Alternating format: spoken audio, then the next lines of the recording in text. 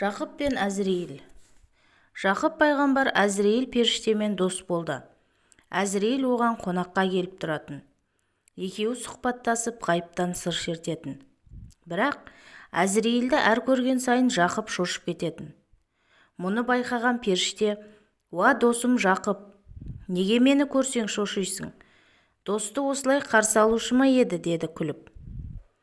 Жақып есін жия алмаған күйі: «Сенің сұлбаңды көргенде жүздесуге келді ме, әлде жанымды үзуге келді ме? Осының арасын айыра алмай дал боламын» деді. Әзірейіл досын құшақтап: «Сені сағынып сұхбат құрайын деп келдім» деді. «Ендеше менің бір өтінішім бар» деді Жақып. «Айт, қандай?» «Дәм-тұзым таусылғанда алдын ала маған ескерт.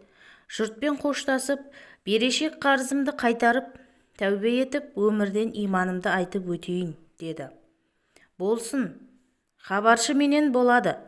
Өлім сағаты тақағанда 3 хабаршы жіберемін» деді. Осылайша екеуі серттесті. Арада жылдар өтіп, Жақып пайғамбар қартайып, шау тартты. Ауру меңдеп, кесел-кесапат көбейді. Бір күні үйіне Әзірейіл келді. Жақып қуанып кетіп: «Уа досым Әзірейіл, маған қонаққа келдің бе?» деді.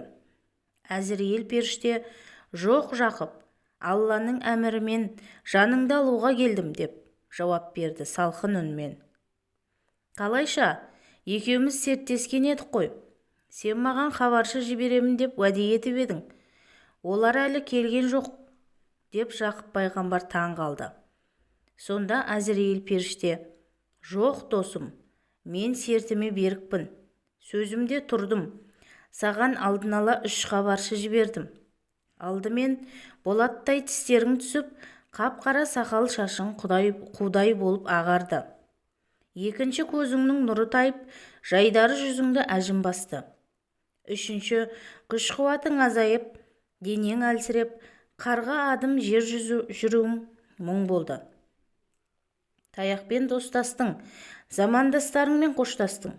Найзадай тіптік белің түйенің, өркешіндей бүкірейіп майысты. Бұлар менің саған жіберген хабаршыларым емей немене?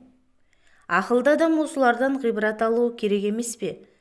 Енді аманатты Аллаға тапсыруға әзірлен» деді. Жақып пайғамбар сонда ғана қарттықтың өлім хабаршысы екенін түсінді. Сосын періштеге қарап: «Әй Әзірейіл, дос досының жанын алар ма екен?» деді.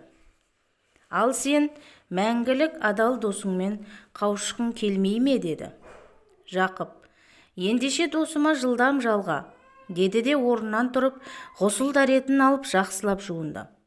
«Сүйегіме түскендерге жағымсыз сезім қалдырмайын» деп сақал мұртын бастырды. Тырнақтарын алды, үстіне таза киімін киді. Сосын ақ төсекке жатты да кәлимасын айтып мәңгілік сапарға аттанды. Қиссаның соңы.